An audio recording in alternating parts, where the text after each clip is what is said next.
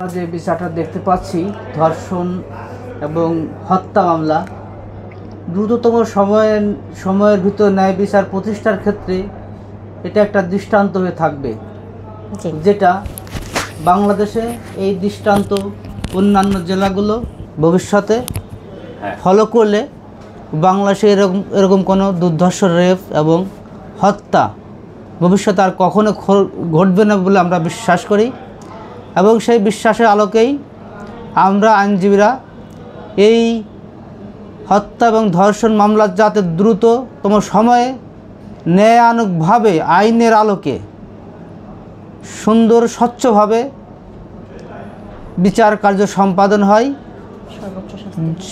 সেইভাবে আমরা বার এবং বেঞ্চ যৌথভাবে আমরা সহায়তা করে যাচ্ছি। এবং আমরা দেখতেও পাচ্ছি যে এই বার এবং বেঞ্চের যৌথ সহযোগিতার মাধ্যমেই দ্রুততম সময়ে ন্যায় বিচার প্রতিষ্ঠার একটা মাইল ফলক রচিত হতে যাচ্ছে মাগুরার ইতিহাসে।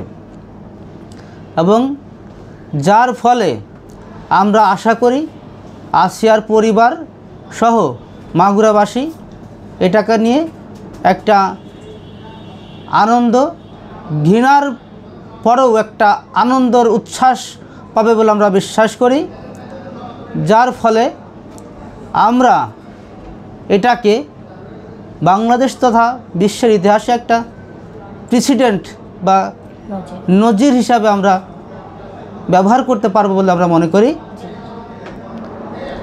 আর এ ধারা আমরা ভবিষ্যতে এরকম যে মামলাগুলো মাগুরাতে আছে ওই মামলাগুলোতেও আমরা আশা করব দ্রুততম সময়ে বিচারগুলো ন্যায় বিচার প্রতিষ্ঠা এবং বিচারগুলো ত্বরান্বিত করার ক্ষেত্রে আমরা আগে থেকে এখন বেশি তৎপর হব এবং মামলাগুলো যাতে দ্রুত নিষ্পত্তি হয় এবং মামলাগুলো যাতে ন্যায় বিচার প্রতিষ্ঠিত হয় এর জন্য আমরা যা যা করার আমরা আইনজীবীরা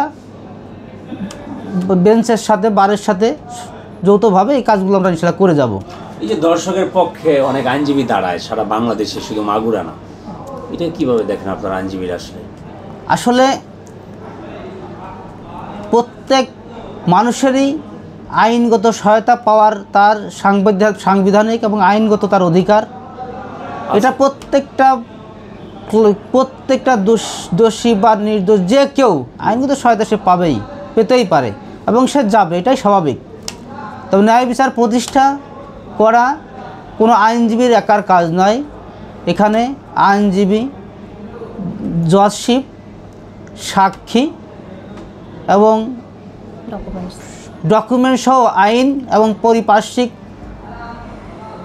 সমস্ত কিছু মিলায়েই একটা সুন্দর, ন্যায়ানুগ, সত্য বস্তুনিষ্ঠ তথ্যর ভিত্তিতেই একটা ন্যায় বিচার প্রতিষ্ঠিত হয়।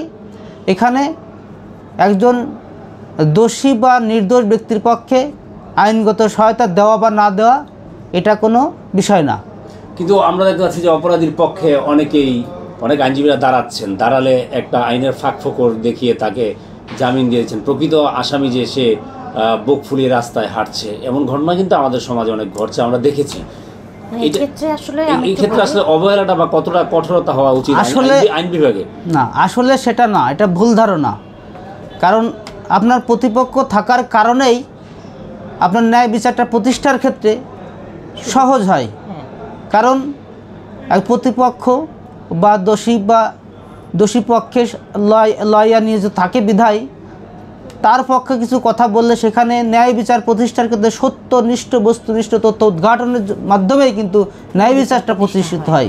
সেক্ষেত্রে আসামির পক্ষে লয়ারটা এখানে দোষের কিছু না, আরও বিচার কাজকে সহযোগিতা করার ক্ষেত্রে এটা অন্তরায় হিসেবে আমরা মনে করি।